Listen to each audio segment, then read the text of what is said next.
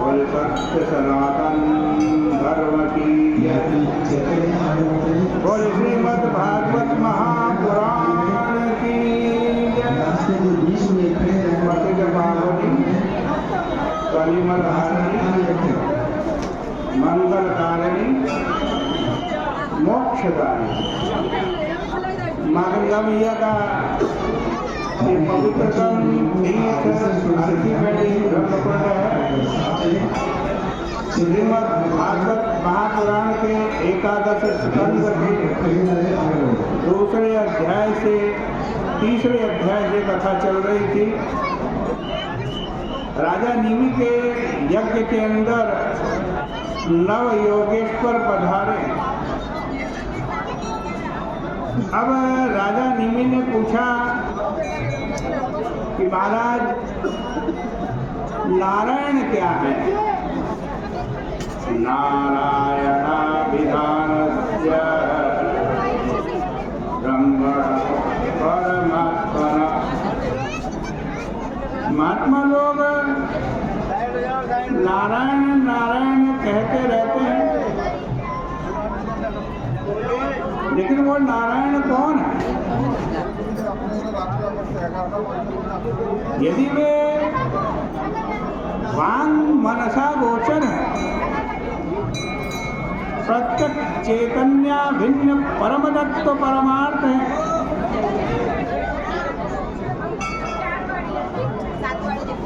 तो आप उनका स्वरूप बतलाइए। इस प्रश्न का उत्तर देने के लिए 5वें योगीश्वर पिप्पलायन ऋषि उद्यत हुए। पिप्पलायन कौन है? पिप्पल का मतलब होता है संसार, और जो संसार में रहे उसका नाम पिप्पलायन। पिप्पले आयनम यस्य, यह पिप्पल ऊर्ध्वं मूलम अधः शाखम। गीता जी के 15वें अध्याय में बतलाया है, वही है ये। और इसी में पिप्पलायन का निवास है। तो पिप्पलायन बोले, राजन, नारायण ही इस प्रपंच की स्थिति, उत्पत्ति और प्रलय के हेतु हैं। यहाँ देखो, पिप्पलायन जी पहले प्रपंच की उत्पत्ति न कहकर स्थिति कह रहे हैं। क्यों? क्योंकि उनको नारायण का स्वरूप बतलाना है, जो स्थिति के देवता है। दूसरी बात यह है कि स्थित प्रपंच ही भासता है, इसकी उत्पत्ति और प्रलय को तो मन से सोचना पड़ता, किसी ने देखा नहीं। नारायण के सिवाय अगर कोई दावा करे कि हमने महाप्रलय देखा है तो वह बिल्कुल झूठा है, क्योंकि वह तो उस समय था ही नहीं। प्रलय देखेगा कैसे? पिप्पलायन जी आगे कहते हैं कि अहेतुरस्य, नारायण का कोई कारण नहीं, वे सबके कारण हैं। यदि कहो कि यह तो बहुत दूर की बात है, तो पास की बात सुनिए। यत् स्वप्न जागर सुषुप्तिषु सत् बहिश्च।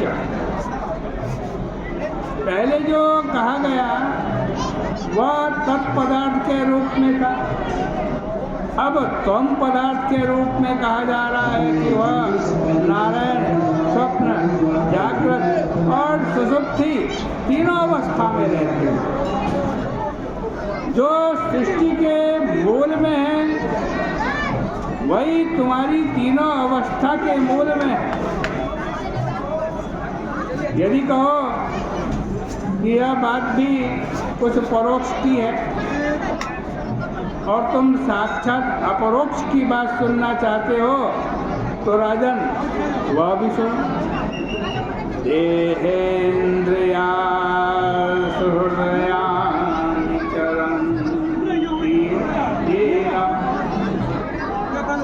जो हमारी देह, इंद्रिय, प्राण और हृदय को प्रेरित करते हैं। धियो यो न प्रचोदयात् गायत्री मंत्र में आया, जो हमारी बुद्धि को प्रेरित करते हैं वे ही नारायण हमारे जीवन में, शरीर में साक्षात अपरोक्ष है। मन आदि उनके पास नहीं जाते और बिना उनके निषेध की सिद्धि नहीं होती। एक ही परब्रह्म परमात्मा सबके रूप में प्रकट हो रहे हैं। इनके जन्म मरण आदि क्षय भाव विकार नहीं होते। सत्व अनपाई उपलब्धि मात्र है और इंद्रियों के बलानुसार जैसे एक ही कई प्रकार से दिखता है वैसे ही भिन्न भिन्न शरीरों में भिन्न भिन्न प्रकार का देखने में आता है।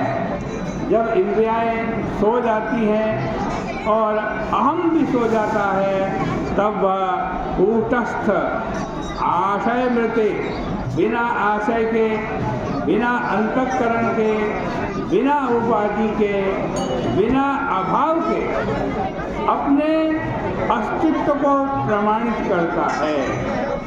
इस प्रकार से पिप्पलायन नारायण के स्वरूप को बतला रहे हैं। आगे की चर्चा कल करेंगे। इतना ही कहकर विराम करते हैं।